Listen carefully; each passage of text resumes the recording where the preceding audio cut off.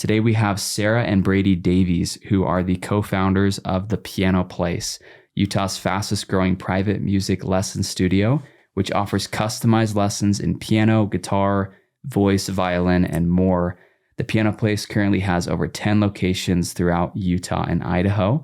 So with that, I'm really excited to have you guys in for the podcast. Thank you for being here. Hey. Thanks for having us. Yeah. And I was preparing for this, and I saw, Sarah, you'd been on like KSL, you have your own podcast, so you're just an expert in podcasting and interviewing by this time, I'm sure. Oh, I'm far from an expert. The first time I did KSL, left in tears because I was like so nervous and it was too much. But Really? The more you do it, the easier it gets. But Yeah. we just have one season, Chase, of a podcast. It's not, I wouldn't say full blown. Like, we're not legit like you. Yeah. And, well, hey, you guys, with coming to the studio, I'm sure it'll hopefully ignite some ideas. Maybe you can I want to get back in. rekindle it. Yes. That's cool. It's Yeah. an awesome It's setup. awesome. It is. It's Yeah, way cool. They do a great job. And it's called, what is the podcast? The name of the podcast, if people want to check it out. Okay, yeah. First So season. it's called More Than Musicians. And it's kind of like the backstory of why pursue music. Like there's all these lessons you learn along the way. So we had some cool guests on the first season. And I really do. I want to jump back in. I had a baby and I felt like it was a little bit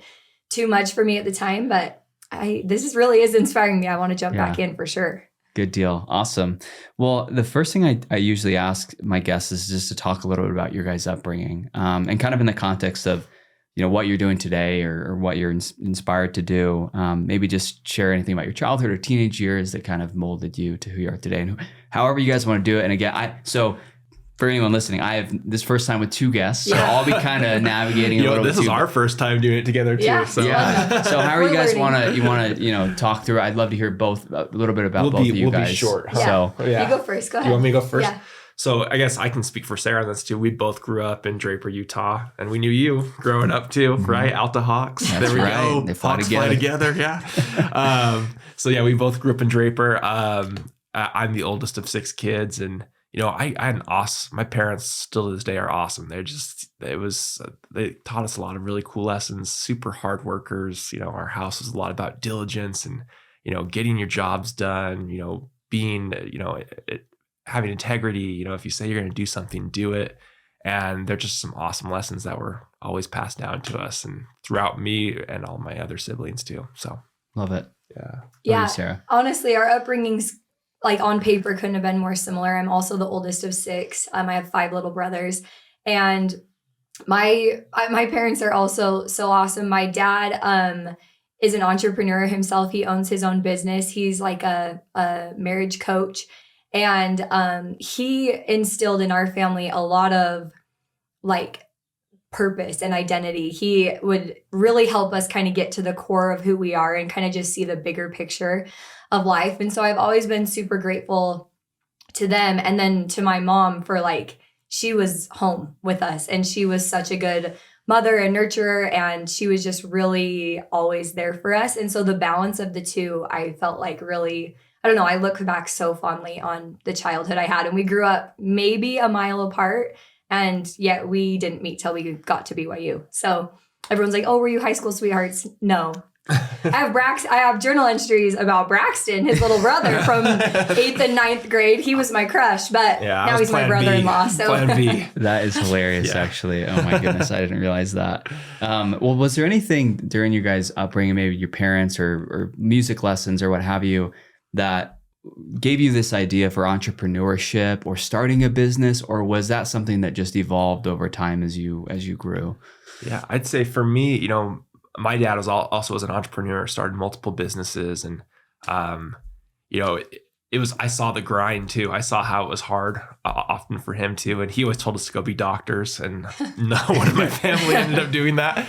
But, something I appreciate with my dad, that it's something that he taught me is, I think it was right when I turned 16, he's like, okay, you need to get a job. You need to do something. Here's an idea. And he said, I'll loan you the money for an lawn aerator, those little plug things that they make in lawns.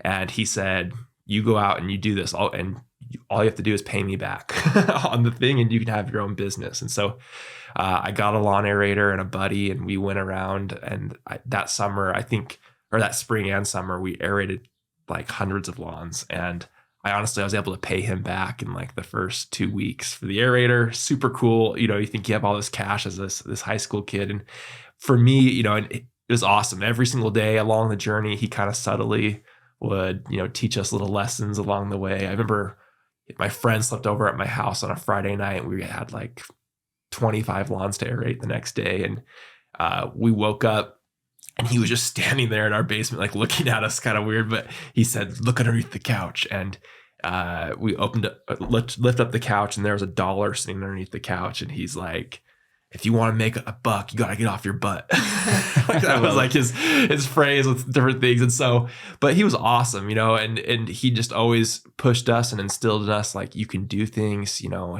he had a famous catchphrase that he still uses with my youngest brother today. It was, as you walk out the door, you always say, be a leader, you know, do the right thing. And I just can't thank him enough. You know, I think about it and it gets me choked up sometimes, like how awesome he was at pushing us that way and kind of letting us experiment and try our own things on some stuff. So, Yeah. Love it. I'd say for me, and I hope my parents don't mind me sharing, but my dad, unfortunately had someone in his business that was being dishonest with, and they didn't have any idea. And so throughout my high school years and my middle school years, they really struggled. And I honestly now am so grateful because that is where I learned hard work. I realized that the life I wanted, the things I wanted, I could depend on no one but myself. So I ended up being really grateful for that experience. From age 8th grade, I had, like, my window was open and my neighbor heard me playing the piano. And all of a sudden she came up to the door and was like, will you teach my girls how to play? But I was just learning myself still. But that snowballed year after year with a lot of hard work. I remember I missed our homecoming, the beginning of our senior year homecoming football game, because I was teaching piano. I remember I was driving in tears, like, I want to be there so bad, but I had work to do and I had a commitment. And it just taught me from an early age that I think grit. Like, I just had to dig in deep and make it happen. And so I ended up building that studio to 70 students, which in piano, like, lesson life, that's a lot because they've all got to go before or after school hours. It's not like you can work 9 to 5, you know? So 70 students squished in that time. I'm teaching till 10 p.m. I'm up at 6 a.m. But I'm grateful looking back for those years where they struggled, and luckily they're doing awesome now. You know, now that they've figured out the issue, they are doing awesome. But I wouldn't trade it for anything. And I think sometimes they feel bad, like I was, you know, like some opportunities were kept from me because of what happened, but I don't see it that way. You know, It's 100% made me who I am in terms of my work ethic. Yeah. And I love hearing that and asking that question, because everyone who I talk with seems to have something that happened, or something with their parents, or a story that helped mold them or drive them or give them that edge or chip to just be like, the grit, like you mentioned, Sarah, to want to be able to make something happen for themselves. And so I love it. Well, before we dive deeper into the piano place, I want to touch briefly, Brady, with your background with Colliers. So you are, and I don't know, are you still with Colliers? Yeah, okay. Yeah, I am. You are. Okay. Yeah. Uh-huh. So maybe explain your role with Colliers, kind of how long you've been with them and what you're doing. Yeah. So I got into commercial real estate brokerage right out of college. There was a guy I knew growing up in my ward. His name was Steve Buller. He's still super active and killing it today in the industry. And he was awesome. He let me come and join his team, and like, looking back on it as a business mentor, just amazing. I learned so much from him. He gave me so much. From being in the industry too, it's like I'd go in there talking about, like, complaining to him about like a Boost Mobile deal that was like 600 square feet. And, I'm learning, I'm like, this is so hard. How do I figure out this deal? And interrupting him while he's working on like a Smith's marketplace, a huge thing, or an RC Willie. And it was just, and he was so patient and just totally helped me out, totally hooked me up with so much. And so I worked there, and I still have my license there. It's been funny over the years as piano place has kind of taken off. It's kind of pulled me more and more into that, to the point where it's kind of my full-time thing that I do now. However, we still invest in a lot of real estate stuff. I still do some brokerage deals here on the side, but yeah, we've done some cool developments here throughout the valley. Did the yard here in Vineyard is kind of one that we just are getting close to wrapping up. Did a Top Golf deal and some fun stuff there. So did everything from Boost Mobile to Top Golf. Right? Yeah, so I love it. So some fun stuff there. That's great. And I had Steve Hutchings in with X Development. Oh, yeah. Yes, that's exactly And so that Steve and Eric are awesome. You guys helped a ton with the success of that project down in Vineyard. That's great. I'm curious just to get your take kind of on the state of Utah retail. I mean, I drive, so I live in Lehi, I mentioned, and I drive up and down Redwood Road, and it's like just going crazy over there with the Costco and the Smiths and they're all this stuff. Yeah. I think Steve actually has a couple projects out there as well, but yeah, I would love to get your high level thoughts, Brady, on just what you think retail is doing right now and your outlook. Yeah, it's cool. When I started, working in it, it was just like Amazon was finally like cemented, like, okay, this isn't going away. Like this is, people are ordering through that. And it was just, obviously killing all of these soft goods, clothing retailers. And it's been cool to see the shift that's happened where retail truly is an experience. It's not just a transactional thing where you go there and you buy goods and walk away and come back and return them. It really is an experience. And so everything you do in how you, and all these businesses, they kind of all pivoted to making sure that experience is awesome. And so you have what's, I think, happened a lot with retail is it's saturated a lot more with like QSR restaurants and where you can have kind of a sit down, but it's also a fast way to get your food, right? You also see, a lot of these boutiques that have a really, really strong local presence, but also just slay it online and marrying the two and then walking in and not only seeing it through your phone and interacting with it digitally, but also walking into these stores and seeing how their world works and how it looks and having that experience on both sides is awesome. So I think it's a good evolution that's happening. In the state of Utah, I think it's doing really well right now. Coming out of COVID, everyone's worried that it was going to, and it did change some things. You see projects now that have way more drive-throughs and are throwing on everything because they saw during the pandemic that they needed that stuff and takeout and all of that. So it's been cool to see how that's changed. It's cool to see that's really healthy and doing really well in the market right now, I think. So that's great. Yeah. And I'm sure your experience has helped with piano places. You guys have navigated leases and real estate and going and doing your projects. So that's awesome. Yeah, okay. So shifting to the piano place, Sarah, you'd mentioned that you had in the early days had 70 students. So was that during high school or was that college, or when was that you just kind of started the initial lessons and teaching? Yeah. So started in 8th grade teaching just a few little students. And then every year through the end of my senior year of high school, it just picked up a little bit more. I did go down to BYU.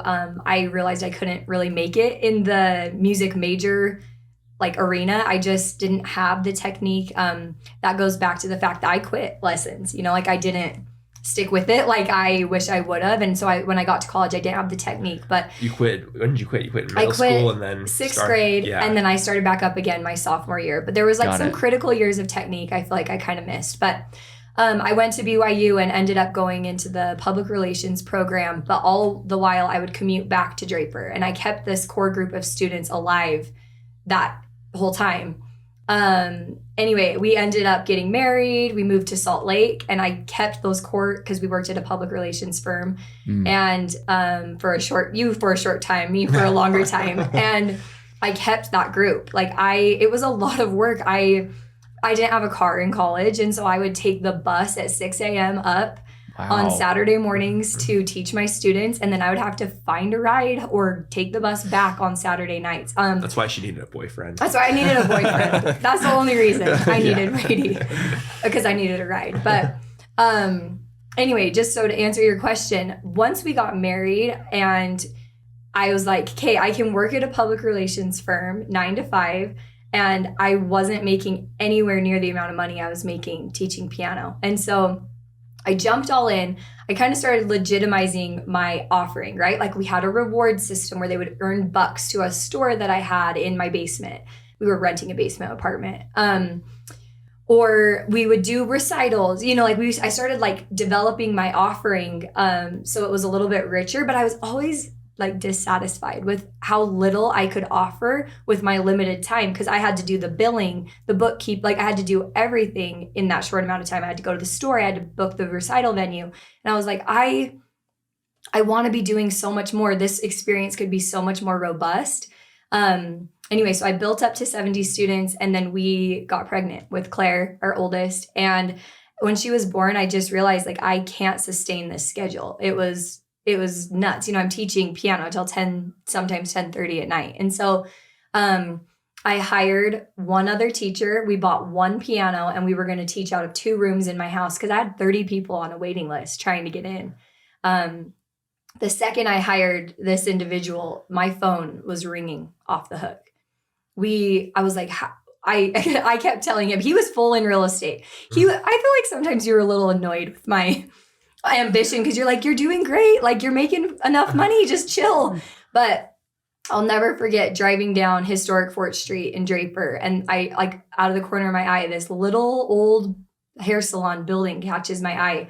I felt my soul like ignite on fire. I'm like, that is it. That is it. And I remember you saying, Sarah, do you know how much we're going to have to pay? Like, you know how many lessons we're going to have to teach to make that make sense? Like, you think you can fill 5 lesson rooms every day? I remember you saying this. Well, and my first real estate deal that I had done, it was kind of in the early end, just gone out of business. Like in like 6 months, I was like, oh, don't lease space, Sarah. Don't lease space. Yeah. And so, I was negative. But honestly, like, my faith is a huge part of this story, and our faith is a huge part of this story. But like, to me, I'm like, that was like beyond, that was God to me, like I needed to go in and to do that. And from that point forward, it was almost like things just kept falling into place. I remember the night before we were supposed to, I had all this clientele, and clientele, there are students, but their families were waiting on me. I had just had a baby on Halloween, and I told them on January 1st, I'm back. So I had like those 5-6 weeks to make it happen. And I remember the night before being like, am I doing this? Are we doing this? And I was like praying like, oh, I need a name. I need a name. I need a name. I remember 2 a.m. being like, piano place. We're going for it. It's it. And the next morning we started. We're like, hey, here we go. And it snowballed from there.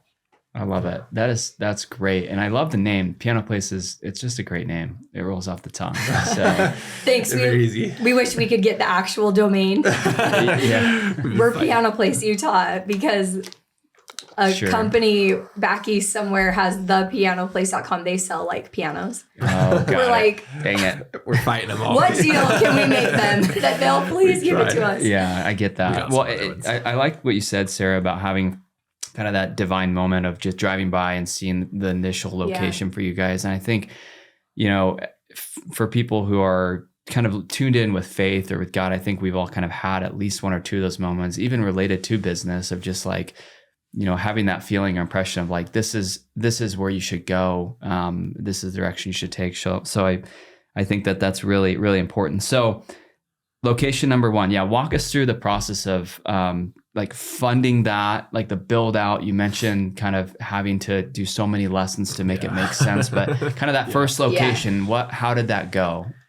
So I can maybe speak to this a little bit. So back then I was just doing the numbers for Sarah at night. So I was her bookkeeper and husband, and basically manpower. I would just move things around for her all the time.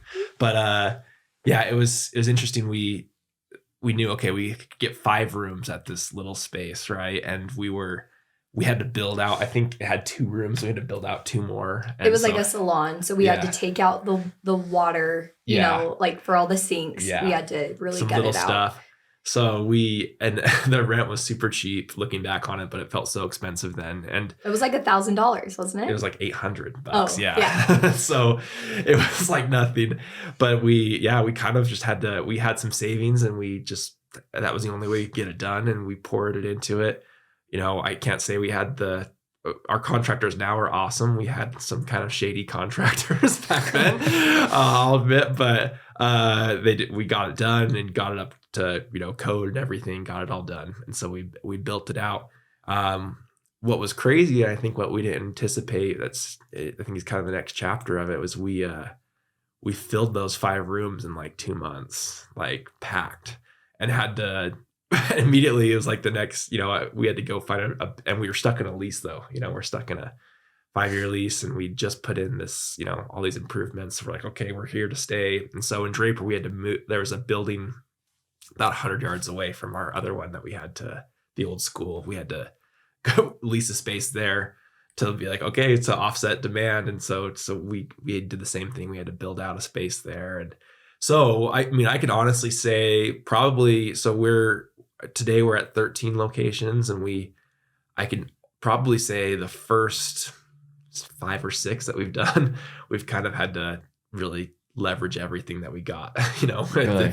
There's been some hard lessons learned along the way where it's been like, yeah, we're going to take a step back here and figure out how to make this work and hope it works. And thankfully, knock on wood here, it has. It's been great every single time. And we've always filled up our spaces and had a lot of good people come through. So that's amazing. Yeah. That's great. And it sounds like from the initial 70 students and then quickly filling up the 5 rooms and then expanding to a second Draper location, the demand was very, very strong. I mean, what would you attribute that to? Was it just the Townsend name, the reputation of Sarah Davies or Sarah Townsend, or like, did we redo marketing, or how did you do that? From the days in my house, I sensed a great demand. And let me tell you why I think it was. So there are a lot of teachers. There are like hundreds of teachers in the Draper surrounding areas, and every area. What I think set it apart and what I recognized in the market is that these parents weren't coming into me wanting to produce these little academic, classical, rigorously trained musicians. They wanted kids that could play on missions. They wanted kids that could play in the school talent show. They wanted kids that could sing with their music. And so that, I feel like, was what I always had seen as a curse, is me quitting and never having the technical foundation to do academic music, was the blessing in disguise, because I could teach them how to chord, to play by ear, and I could show them that there's this other side of music that is still so fulfilling. I played the piano up at the Roof Restaurant. I auditioned my junior year of high school and was hired as one of the youngest, featured weekly musicians there. I played for almost 5 years there, 4 or 5 years. And that just opened up my eyes. You don't have to be a professor to have, or receive a master's degree in music to have it be fulfilling. That was so fulfilling for me. So I'm like, if I could help kids learn to do gigs at weddings, if I could help kids learn to audition for the Roof or to play by ear or whatever, way worth it. So I think that is the market that I saw, was just that it was massive, and kids are everywhere. Yeah. Do you think so? Totally.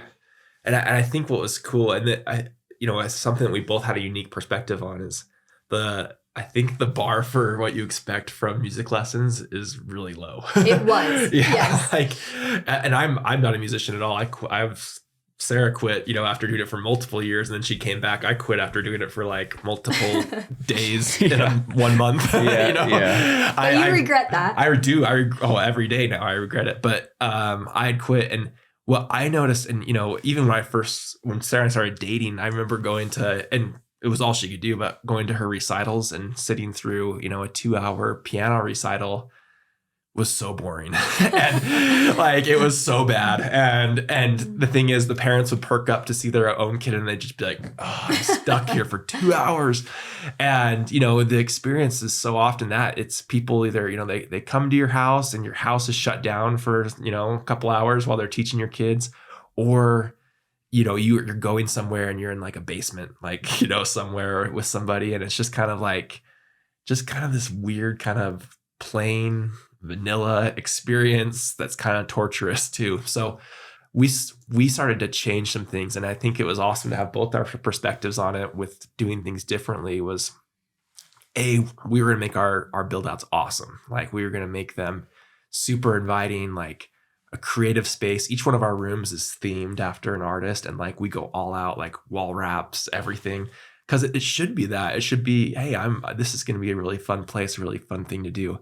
You know, Sarah talks about the incentive store. I mean, that was an awesome idea where our kids, it's like an arcade kind of thing. Like they get like these it gamifies it a bit. Yeah, we gamified the experience. They are able to go and they can pick out huge prizes or little prizes and fun it's little like a things like that. Boondock store. Yeah. When you practice, you earn bucks. Yeah. That's a great idea. Yeah. But on So top smart. of that, like we've invested in, like, we have an app for our parents that like kind of shows the progress that we paid to have developed, you know, shows the progress of our students and lays that all out, and they're able to track it and to see it and to, you know, to have live feedback on it. And then like with recitals, we go all out on recitals. Like it's not just boring a piano in the middle of a stage, you know, in the back of a music store. We go, we rent out full venues, and like we've shot huge confetti cannons at kids and like across the audience. And we've done, you know, some really cool themed shows. There's always audio visual elements and lights and all this fun stuff.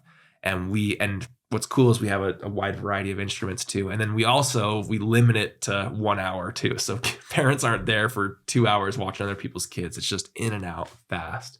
So we've tried to do everything. And I think we've had like this like relentless dedication to like the customer experience, and just that, you know, every single thing we do is building on that experience because they deserve it. And we can truly do some different things. So where the bar was here, you know, we try to really, I mean, we can really exceed it because it's so low.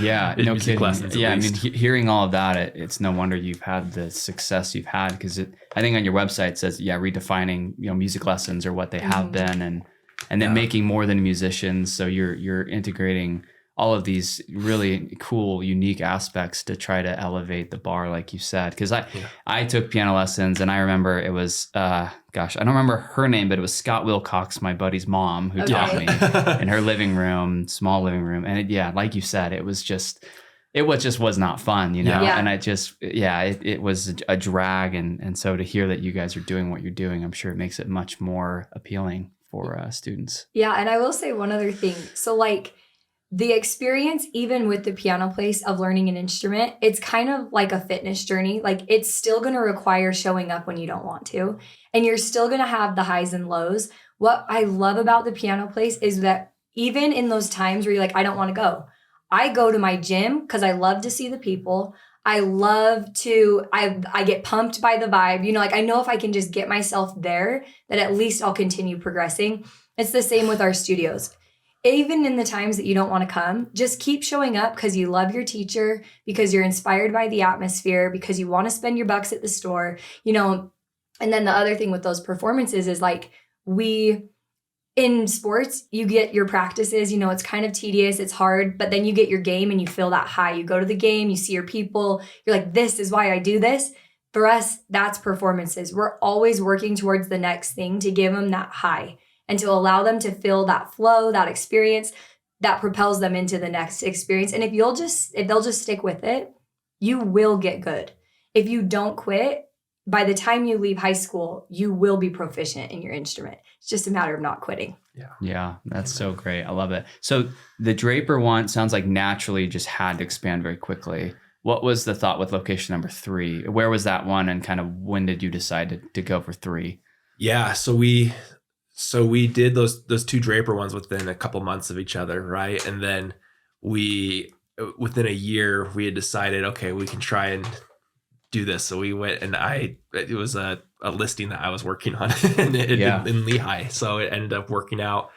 And so we went and we built out a space there. And that was scary. That was the first time we went through like the SBA loan process and, you know, figuring that out. And what's I think was unique is, you know, often these SBA loans are like, okay, what equipment, what collateral do you have? And we're like, we have pianos. You know, we can back it up with these pianos. And so luckily we had some awesome people and super, again, you know, faith-based stuff, you know, some amazing blessings along the way, and some people that, you know, went above and beyond to help us out. Brian Zern, Celtic Bank, if you need anybody, he's awesome. But he helped us out kind of on that first time we needed something like that. And we were able to open that one. Super cool. I think our pre-sales, we opened up with about 40 students, and we had an awesome, studio director there that helped us kind of push things and move things forward. And I think today that Lehigh studio is close to 500 students, and wow, has kind of been there for a while. And so that was fun. It took some time, and then then we kind of we kept going as we could. Got the confidence to do it. We had some confidence. Yeah. So can you share high level, like the cost high level, like what does it take to open up a 4 or 5 room studio, pianos, all in? Well, that's what's funny. Now we don't minimum 10 rooms. Yeah. Really? Yeah. Okay. We kind of do a minimum of that. Wow. If you're just kind of leasing kind of a gray shell space sort of thing, you're looking anywhere between 250 to 350,000. Yeah. Because we have to soundproof the rooms, and we've figured that out. We've had some engineers and different people come in, but so you have to do that. And then if you're going through the SBA process, again, it's hard because they want some collateral. They want something to protect their investment. So you have to kind of navigate that process and come up with the money to put down. And so for us, we were doing that and kind of just like taking all of the profits. And I guess taking a step back, it's kind of interesting looking back too. It's like for us, it was, okay, if we're going to risk it and go for another location, that location's going to need some time to develop and get some more students, right? And what it would do to us is take away our profits from the business, right? So we'd be running at zero for a while there. And that's why for many years, I was just doing real estate and trying to pitch in and help Sarah and support her where I could. But so you have to kind of be ready to be like, okay, can we take this ride? How long can we ride this? Can we make this happen?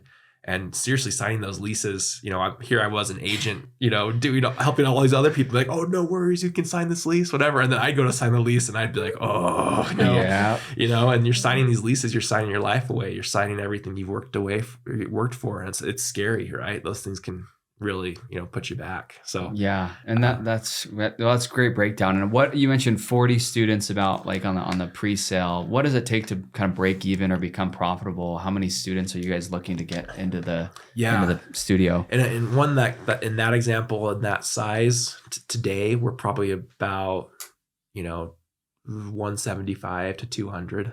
Okay. Is what we're usually looking at. Cool. So yeah. Yeah. And if you had to, it sounds like you've been able to bootstrap, kind of snowball it with your guys' own savings and capital. Have you ever had to raise money other than SBA loans, or has it just been able to do it within? We haven't had to raise money, thankfully. So yeah, we've been able to maintain our ownership, which has been fun. Yeah, that's great. It's the slower way to do it for sure. But yeah, it's okay though. It's been good, and I don't know who would have wanted to invest in music studios, but we're gonna make them want to. Yeah, that's our goal. Well, it's cool. We've had people approach us now, which is fun. But we've had some of our, as we've grown and we've kind of developed kind of a corporate team. We've had some members of that who have invested in individual sites, and kind of minority investment, but they deserve it and they deserve to be able to share in that too. So it's been fun. Yeah. As we go. So. I love it. And then how is hiring teachers, instructors? I mean, is that pretty, so if you're opening up a location in Lehigh or wherever, it's like, how do you go about hiring? Is it just word of mouth? Like, is that an easy process to find instructors? Yeah. I can speak to this a little bit. So I used to do all the hiring. It'd be like, oh, I heard so-and-so from Corner Canyon High School just graduate, like it was that type of thing. It was personal connections. And then as we've grown, we have a full like HR person on our corporate team, and she's awesome. And her and our corporate trainer, they put together like an onboarding process. But I think you guys do Indeed, type ads, looking for instructors. We do a lot of partnerships with like the universities and like BYU, Weber State, all the universities that feed into any of our studios. We love to hire master's students, and things like that. Music majors, pedagogy majors. I'd say what's cool about it is, I think at least I did business school at BYU, and I felt like there was every single day there was at least 2 or 3 companies I felt like in the lobby, like saying, recruiting or like we're doing interviews. You go to a music school, the music school building, there's nothing like that at all. Like it's so remote and not even a thing. And so for us, we love it because we have the opportunity to offer, I think, really good paying jobs with benefits to these people coming out of college who love music, who have this amazing gift, and they're able to share it and to teach. And so we loved, I mean, it's been something that we've been working towards and we're continually improving, but it's just been so cool to be able to, offer that and have that partnership at these schools that they can, step right into something, because it's not available for them at all. They're like teaching out of my house. That was one of the hardest things, is like not having benefits. And that's something I'm really proud that our company is able to offer, is we do provide full benefits to our full-time teachers, and just the stability of income, those types of things. I think it's a great job for them. And we have some excellent teachers. And we've kind of learned that even if you play at the highest level, that doesn't mean that you're going to be the best teacher. And so some of our teachers are awesome musicians, but they teach school by day, and we've kind of learned that the different types of students that we have students that can go all the way with certain teachers academically, and we have other ones that are going to get them, based on their goals. And I like that we can do that. Amazing. I think what you guys have done with your brand and the way you've structured it and the employees and the benefits is very unique, because like you mentioned, piano and music lessons historically has been very mom and pop, right? It's someone's basement. It's not corporate. There's not a brand. You guys have this, 13 locations where it's kind of the same experience, same structure. It's in all of your locations, which I think is incredible and great way to do it. So scaling to 13 locations. So you had 3. I mean, how has it been? Like, how long has that taken? Yeah. What's that process been like to get to where you are today? So we started, what was it? January of 2016 16, was when we kind of officially started under the piano place, where it transitioned from just Sarah to other people being involved. And, it's been interesting. You have it is like, so 2016, we opened up basically those two in Draper. And then the next year we did Lehigh. But then we kind of had, again, I think what's been the biggest battle with this for us is, you have, it's like to hire a teacher is a little bit more simple, because it's kind of a variable cost to your business, right? They're taking a portion of the tuition and you're taking a portion of it. When we'd have to hire like administration, like to help on the other side, it's a fixed cost, right? And especially in the early time, we did not have room for fixed costs. We could not handle those. And so I think that's been the hardest. That was, at least especially in the early years, the hardest battle of being like, okay, do we want to do another location? Can we actually handle another location? Or do we need some more people to help on the administrative side of things? Can we afford that? Asking those questions all the time. And so we've had to be very particular and like, okay, usually we have to hire the administration, and we might be a little bit in terms of workload, maybe a hair overhired.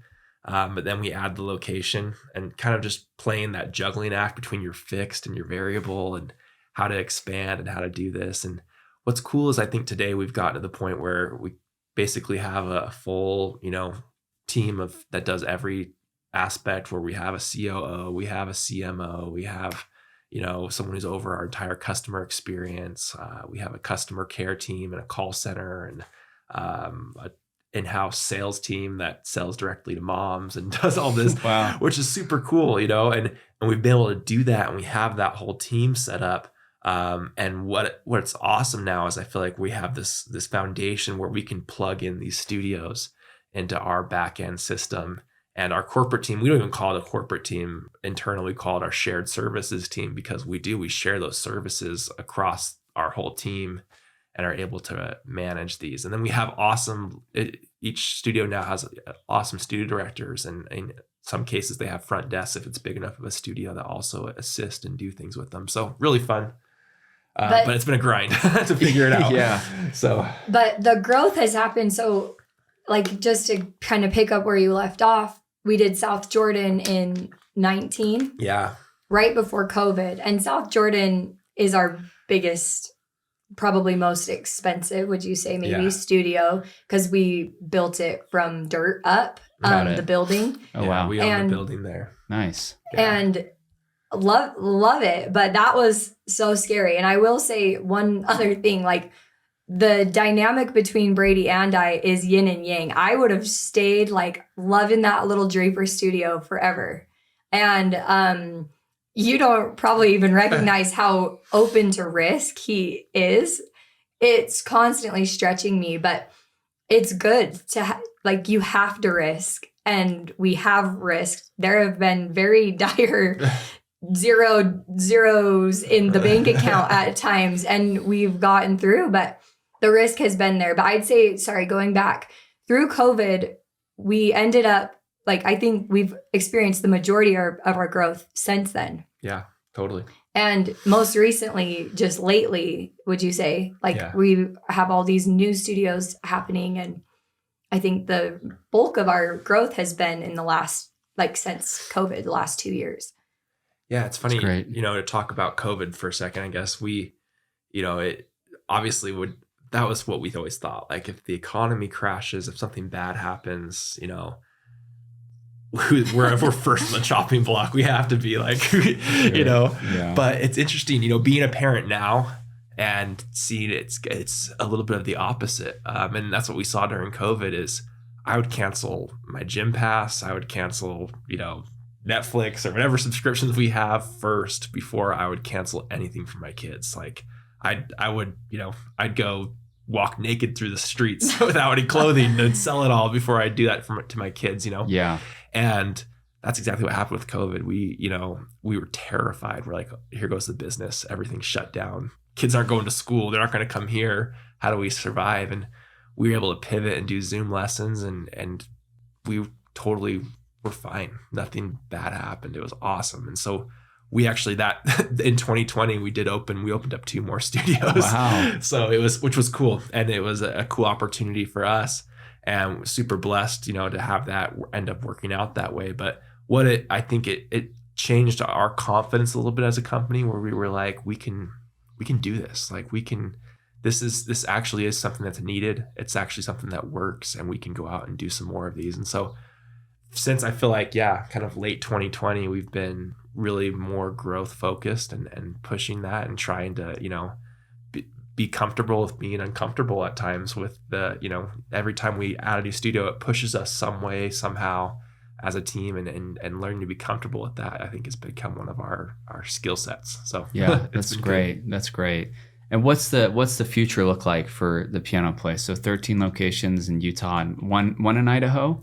One in Idaho, and then we're actually closing today. We bought one in Texas today. Really? So congratulations. Oh yeah, that's amazing. Fun. Yeah. So what's it look like the next few years for you guys? What's kind of, the vision? It's been hard to figure out what we want. Do you know, like, I feel like we're kind of, you can look at any other business, like a pest control company, and be like, oh, they did this, so let's do and follow suit. Like, we feel like we're hacking in the woods, like trailblazing a new path for music lessons, and it's been hard to identify what it is we want. Should we franchise? Should we corporate own? Should we keep growing? Should we leave Utah? Anyway, you can speak to that, but that has been hard to really try and figure out where we want to go. But lately we've had a clear vision, maybe. Yeah, I think so. I think our going forward, I think our vision right now is we'll continue to expand. I think we're in a good spot. It's interesting, right? The economy is not great. Loans aren't great. Money is not as great as it used to be, but it also has opened up a lot of opportunities too. So, I mentioned this one in Texas, we have the opportunity to acquire, studios now at this point, and to kind of step into studios that are already functioning, running, have great recognition and doing some great things. So we're taking on that opportunity and pushing, new avenues on that. But also we're continuing to expand our Piano Place brand and continuing to do that. And so I think we're at a spot and where we've gotten to this point, and it's been a battle, but we're so excited about what the future holds and how we can do this. And I think we have a pretty good plan to kind of fund and work out this expansion we're doing. So yeah, that's amazing. And the one in Texas, so will you keep the existing brand there? Will you rebrand? Yeah. So actually that one is going to keep its own brand. Yeah. Got it. It's so that's probably something that we're going to end up doing is, these existing ones that have been around for years, that are selling at this point. We're going to probably keep their same brands, but everything on the back end, the only thing that's different is the logo, Yeah, right? Everything on right. the back end's the exact same. They're still part of our team with everything. So we're kind of making that pivot and change literally today as we speak. This very day. That's so great. Exciting. I think there's a cool opportunity for a lot of entrepreneurs with where the economy's at. And when you think about, I think, what's the stat again? I think it's like, is it 10,000 baby boomers retire each day? Or is it Something 1,000? like It's some huge number like that, right? And I'm seeing that exact thing pan out. I mean, there's so many businesses coming for sale. And what's cool is, yeah, we're a music school. I mean, I'd say we're somewhat sexy, but I'm not saying we're anywhere that, we're like this majorly sexy business or anything. Mm-hmm. There's a lot of unsexy businesses coming for sale owned by boomers that are super profitable that nobody wants to touch. And I think there's a lot of opportunity there. So yeah, if you want to be a plumber, agree. if you want to own a plumbing business, go buy it. Yeah, there's gonna be some cool stuff coming up with it. Yeah, That's amazing. Well, I feel like you guys are in a really great spot. You have an established brand, and it feels like you've stabilized a ship where you can now expand healthily, and that you're on the right track. That's amazing. And yeah, you mentioned franchising. I think about, so I opened up a Crumble. I've mentioned a couple times on this, but oh, cool. I think what you guys have done is you've created a brand, you've created a system, and a very unique offering where, almost like Crumble, where it's like you had all these mom and pop cookie shops, but there wasn't like this, idea, right? But now it's like, okay, Piano Place could be a very systematic, programmatic thing you can plug in. So I think franchising, I don't know, have you given that like thought? Like I could go, hire, someone could buy in and run it. I don't know. Yeah, we're looking into it. I mean, even as we speak right now, we're looking into it. And trying to figure out and navigate that. It is interesting. There's, like Sarah said, it's kind of trailblazing a little bit. There are 2 franchised music school concepts, and that's it. Really, that exist. And one of them's they're fairly large, and one of them's kind of get newer at it. And so we've been trying to figure out kind of, does that model work for us? We've had so much success in a lot of our expansion and growth. I guess we kind of missed this part, but we've, like, I'd say more than half of our studios, we've gone to some local leaders. So I'll name one example. For example, in Farmington, there was the Kyle McKenna piano school, and he was like the guy in Farmington. And we went to him and approached him and said, hey, can we put some capital into this? Can we partner up on doing this? Can we take your studio to a new level together and have you be a part of it, and have you be our director, and you partake of this growth that's going to happen here? And we've been he's a stud, been super fun working with him. But what's been cool is that studio did it, we've like 10x'd the number of students that were there, and it's been super fun to see that kind of happen. And so we see a huge opportunity in the market for us, at least, to partner up with some of these other leaders that are out there at this point too. So kind of playing, both sides, trying to figure it out. So, love it. Yeah. Well, that's really exciting, guys. We'll wrap up here in just a bit. I did want to ask you, Sarah, about children quitting piano lessons, because I did, Brady did, and it's just it's my favorite subject. Yeah, I mean, what can you share? And I'm sure a lot of it has to do with what you guys do at the Piano Place. But like, what advice would you give to a parent who wants to get their student or their child into music? It's so cool because I've always been on either a student of music side or like a teacher of music side. Now I'm a parent we have a 7-year-old daughter and then 5-year-old twins, and we're starting lessons. And so it's cool because I'm able to kind of experiment with them and figure out what works and what doesn't. I'll say a couple of things. I think music is so important for many reasons, but if anything would like take the cake, it gives them refuge, right? Our kids need an emotional refuge that they can go through and process things. And that's like the number one thing I'd say is when a parent is investing in music lessons, that's what they're investing in. They're investing in a place for their kid to go and process their own emotions. Not to mention, it gives them identity, grit, discipline, all these different things. But I did a poll on my Instagram a couple of months ago, and I was like, who is interested in music lessons? Who prioritizes music lessons? I was shocked to see how many people aren't prioritizing music in their home. There is a critical window in which when a kid is young, they are able to pick up on something like a language. We know this, and music is the same. And so I would say that, but I would also just say, how I'm approaching it with my own kids is I've got them until they're 18. And so I encourage all of the parents to set an upfront goal. I encourage it to be amount of time. Like, hey, we are in this for 5 years. There's no out of it. And it's going to be a ride. It's going to be a roller coaster. There's going to be hard times you're going to want to quit. But I encourage them to set that goal as an upfront commitment. And I tell them to put it somewhere that everyone in the house can see. Well, we do that. We created a really cute contract that we give every student so that they can make their family commitment. And I love that we do that. And in addition to that, I would just say, like, kids, they're going to beg to quit and they're going to want to. And the parent, it almost takes the parent's own discipline. We call it parent fatigue. Like, the parent's worn down. They're like, okay, whatever, quit. If we can keep the parent strong and seeing the vision and the end goal, and we can give them those little paydays at the recitals, that's half of it too. So anyway, it's a passionate subject of mine because as a parent right now, our 7-year-old challenges me like a lot. And I just know that it's worth it. And he thinks it's worth it. Anyone you talk to thinks it's worth it. And I think the last thing I'll say is I encourage parents to push beyond, like, when a kid is like, I don't want to do this. This is too hard. That will be embarrassing. I always try to have the parent give the student an opportunity to not make it about themselves. I use my music most commonly now to this day to serve other people. I play at funerals all the time. I play in church. I play at different things like that all the time. And it changes me to be able to play in those and to serve in that way. And so I just show and tell the parents, if they're struggling, one, allow them an opportunity to serve with their music and make it not about them. And number two, I also just say, like, what was I going to say?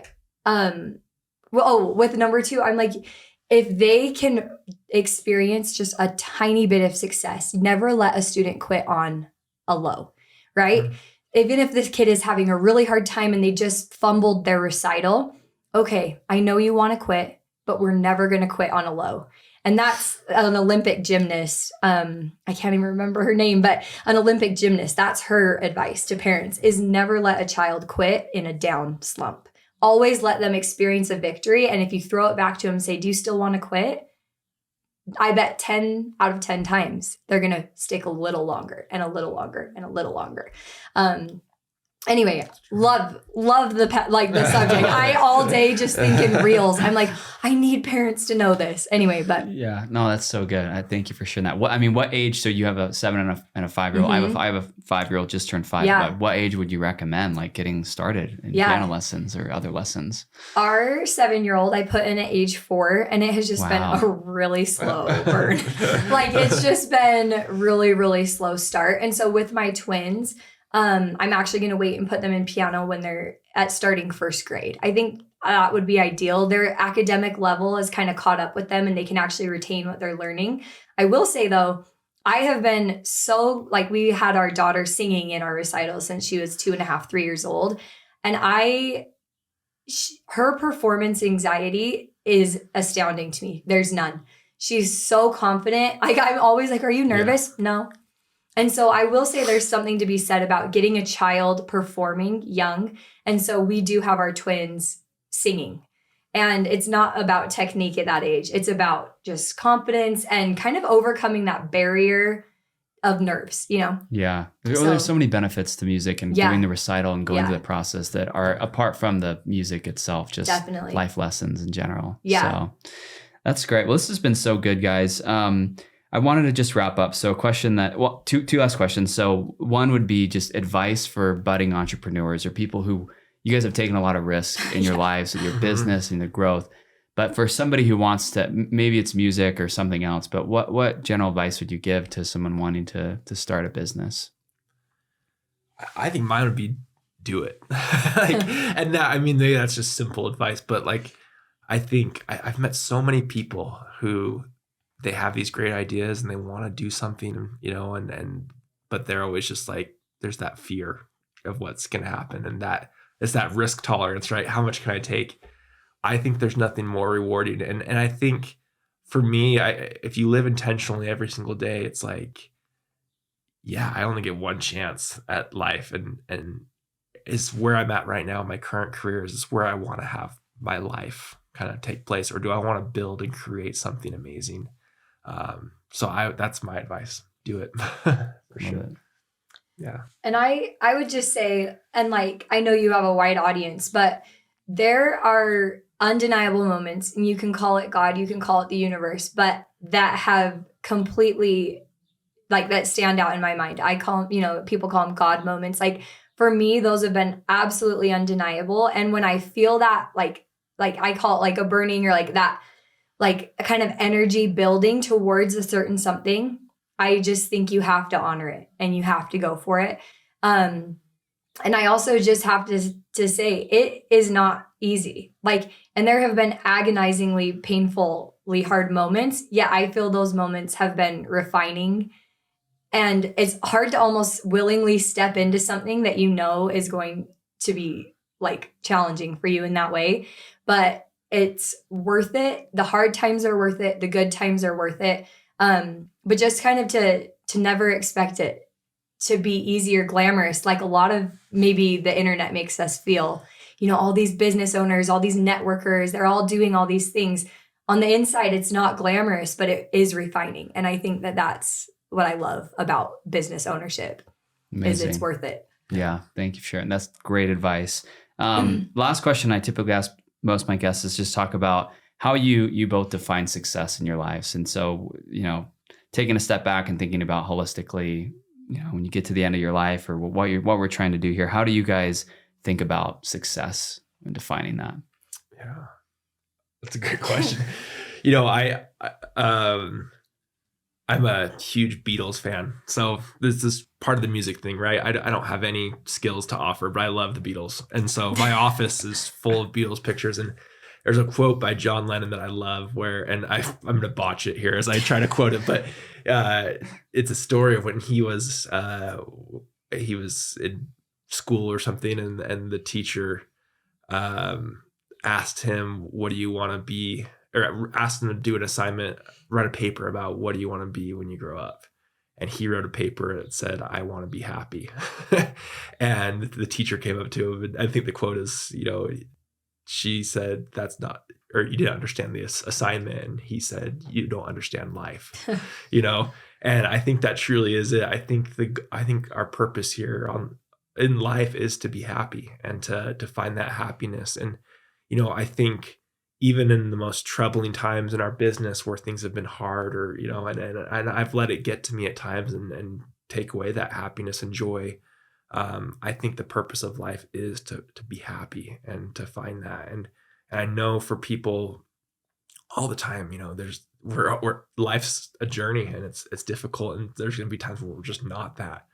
But figuring out who you are, figuring out what you need to do to make you happy. For me, I've felt often at times like I've been out of balance, or where I've been working so hard, and all of a sudden, she mentioned our twins. I feel like, especially the last couple of years, I'm like, I look at them now, I'm like, holy cow, you guys are 5. That happened really fast. I think I feel like I might have missed some things there, and it's maybe a little bit of a regret that I have. And I think the last year or so, I've been able to really find that balance of like, when I'm at work, I'm at work. When I'm at home, I'm at home. And really putting them first. Because here's the thing, at the end of the day, it doesn't matter what happens with your business. It matters about your relationships and the people that you're with. And for me, that's what success is being happy and being happy with those that you love most. So that's great. Yeah, I don't have a lot more to add. I very much agree with that. And I think that I feel like success is flexibility too. And I think in that we both really value that. Like, I want to, and being present. I want to be present for our kids, and I'll feel like I've made it when I can be at everything for my kids that I want to be at. And there's been sacrifice in this decade. I feel like there's been sacrifice of that. Mm-hmm. We've had to have help. We've had to have people step in and fill in gaps where we have been working. But right now, I've taken a step back a little bit from the business day to day, because I want to be there for my kids. And so when I measure success, I'll feel like I've made it when I can truly just be present and at every single thing that they do. Love it. Well, no better way to end on that note. Thank you both for being here, Sarah and Brady. It's been great to hear your story and your success, and I'm glad that our listeners can also hear that as well. So appreciate the time. Thanks for being here. Thanks so much for having us. Yeah, of course.